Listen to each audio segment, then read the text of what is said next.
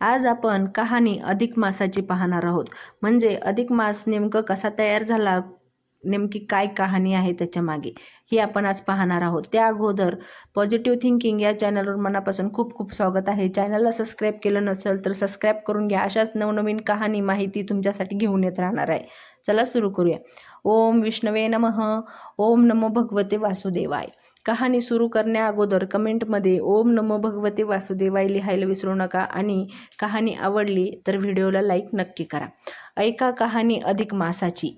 आहे ही प्राचीन काळाची, आहे तिची घडण चंद्र सूर्याची, मानवंदना आहे देवदेवतांची. ही कहाणी कोणी कोणाला सांगितली ते चित्त देऊन ऐका. एकदा सर्व ऋषीमुनी तपोवनात एकत्र बसलेले होते. तेव्हा व्यास महर्षीचे आगमन झाले.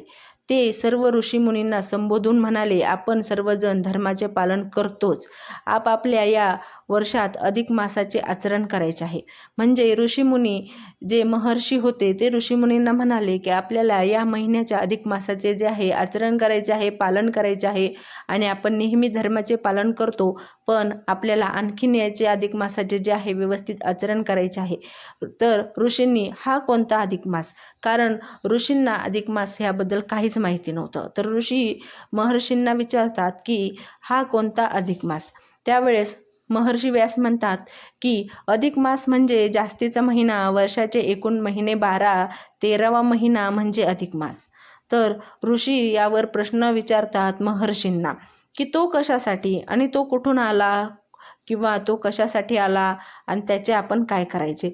तर यावर महर्षी व्यास म्हणतात, चंद्र सूर्याच्या गतीमुळे दरवर्षी 10 दिवसांचा फरक पडतो. म्हणजे चंद्र सूर्याची जी गती असते त्यामुळे दरवर्षी 10 दिवसांचा फरक पडतो.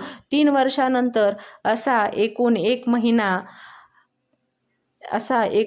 महिन्याचा फरक पडतो. म्हणजे गतीमुळे वर्षी 10 दिवसाचा फरक पडल्याने एका वर्षामध्ये किंवा 3 वर्षामध्ये एका महिन्याचा फरक पडतो. एका वर्षामध्ये 10 दिवसाचा तर 3 वर्षामध्ये एका महिन्याचा फरक पडतो. 1 महिना अधिक धरून कालगणनेचा मेळ बसविला आहे. हाच अधिक मास, यालाच पुरुषोत्तम मास असेही म्हणतात. आता याला पुरुषोत्तम मास का म्हणतात हाही प्रश्न ऋषींना पडला होता. त्याचं आपण वर्णन पुढे पाहूया. तर आता सांगतो 13व्या महिन्याची कहाणी. नीट ठेवावी ध्यानी, त्याला मान द्यावा सर्वांनी, सांगितली मला नारद मुनींनी. म्हणजे महर्षी म्हणतात ही कहाणी मला नारद मुनींनी सांगितली. सगळ्यांनी ध्यान देऊन ऐका आणि सगळ्यांनी लक्षात सुद्धा ठेवा. सारेजण शांत झाले, मन लावून ऐकू लागले. व्यास महर्षी बोलू लागले, तसे तसे ऋषी ऐकू लागले. नारद मुनी भूतलावर फिरत होते, जगातील सुखदुःखाचा आढावा घेत होते. म्हणजे जगात काय सुख दुःख आहे ह्याचा आढावा जो आहे नारद मुनी घेत होते. मृत्यूलोकातील माणसं नाना प्रकारची सुख दुःख भोगत आहेत, पण त्यात सुखी लोकांचं प्रमाण फार कमी आहे हे त्यांच्या लक्षात आलं. त्याचं काय बरं कारण असावं असं त्यांना वाटलं. नारद मुनी विचार करू लागले. विचार करीत करीत ते वैकुंठाला पोहोचले. म्हणजे जिथे भगवान विष्णू ध्यानस्थ बसलेले होते तिथे वैकुंठाला नारद मुनी पोहोचले. भगवान विष्णू ध्यानस्थ बसले होते. नारायण नारायण असा बराच वेळ त्यांनी जयघोष नारदांनी केला. पण भगवान विष्णू हे ध्यानस्थ बसल्यामुळे नारद मुनींना भरपूर वेळ नारायण नारायण असा जयघोष करावा लागला. नंतर नारद मुनी श्री विष्णूस म्हणाले, तुम्ही सर्वश्रेष्ठ देव आहात, पृथ्वीवरील लोकांचे लालन पालन करते आहात. मग तुम्ही कुणाची आराधना करता आणि ती कशासाठी करता. म्हणजे तुम्ही तर सर्वांचे पालन करते आहात आणि मग तुम्हाला आराधना करण्याची गरज काय, असे प्रश्न नारदांनी विष्णूला विचारले. हे मला सांगू शकाल का, असे नारद भगवान विष्णूंना विचारतात की तुम्ही याचं उत्तर मला देऊ शकाल का की तुम्ही कोणाची आराधना करता आणि कशासाठी करता. यावर विष्णूंनी उत्तर दिलं, म्हणजेच भगवान विष्णूंनी नारद मुनींना उत्तर दिलं की नारद मुनी, तुम्ही म्हणता ते खरं आहे. तुम्ही आता बघून आलात लोक पापच करत आहेत, त्यात पुण्याचं प्रमाण कमी आहे. म्हणजे लोक जे आहेत पाप करत आहेत त्यामध्ये पुण्याचं प्रमाण फार कमी आहे. पण त्यांनी केलेल्या पापाचं काय, त्याची भरपाई कोण करणार? त्याची भरपाई तर झाली पाहिजे.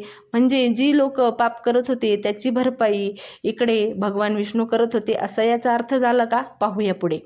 त्याची तर भरपाई झाली पाहिजे ना, असं भगवान विष्णू नारद मुनींना म्हणतात.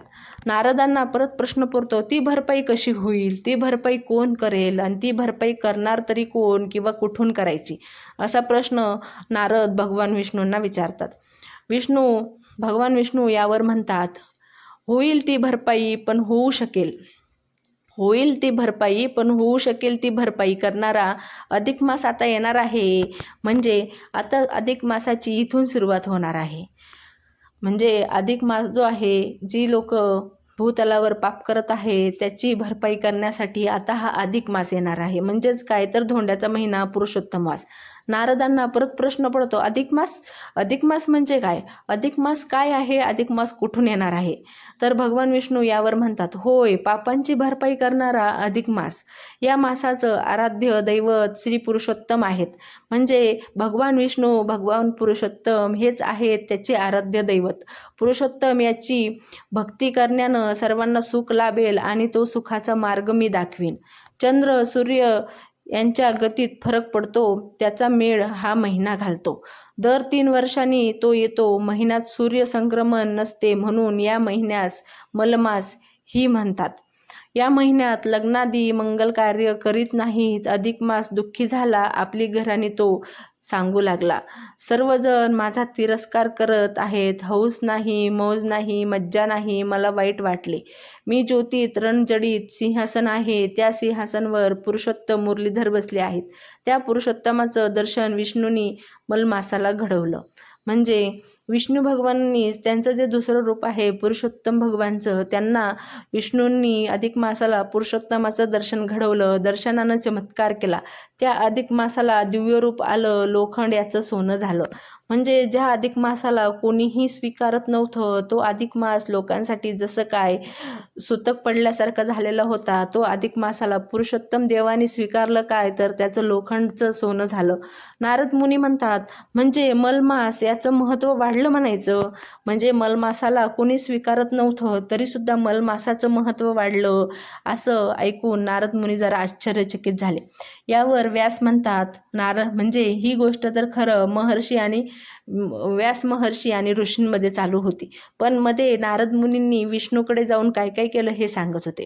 तर यावर व्यास ऋषींना म्हणतात, होय, त्या महिन्यात पुण्यकर्म वाढलं, दीपदान, व्रत, नियम, उपास सगळंच वाढलं. म्हणजे यावर दान वाढलं, व्रत वाढले, नियम वाढले, सगळंच वाढलं. तर नारद मुनी त्या महिन्यामुळं मग काय झालं? नारद मुनी विष्णूंना म्हणतात. तर व्यास इकडे ऋषींना म्हणतात, लोक पुरुषोत्तमाची भक्ती करायला लागले. म्हणजे एकंदरीत काय तर जे सृष्टीचे लालन पालन करते आहेत भगवान विष्णू, त्यांचं दुसरं रूप पुरुषोत्तम, त्यांची भक्ती करू लागले, त्यांची पूजा करू लागले आणि पाप नष्ट झाली. त्याचं जीवन फुललं, त्याच्या इच्छा फळाला आल्या. असा तो अधिक मास पुण्यमास ठरला. म्हणजे जो अधिक मास त्याला कोणी स्वीकारत नव्हतं, त्याला कोणी तो जेव्हा येईल तेव्हा सुतक पडल्यासारखं होत होतं, तो अधिक मास आता पुण्यमास ठरला, कारण पुरुषोत्तम भगवानांनी त्याचा स्वीकार केला. अशी होती कहाणी अधिक मासाची. कथा आवडली असेल तर लाईक करा, शेअर करा, सबस्क्राईब करा आणि कमेंटमध्ये ओम नमो भगवती वासुदेवाय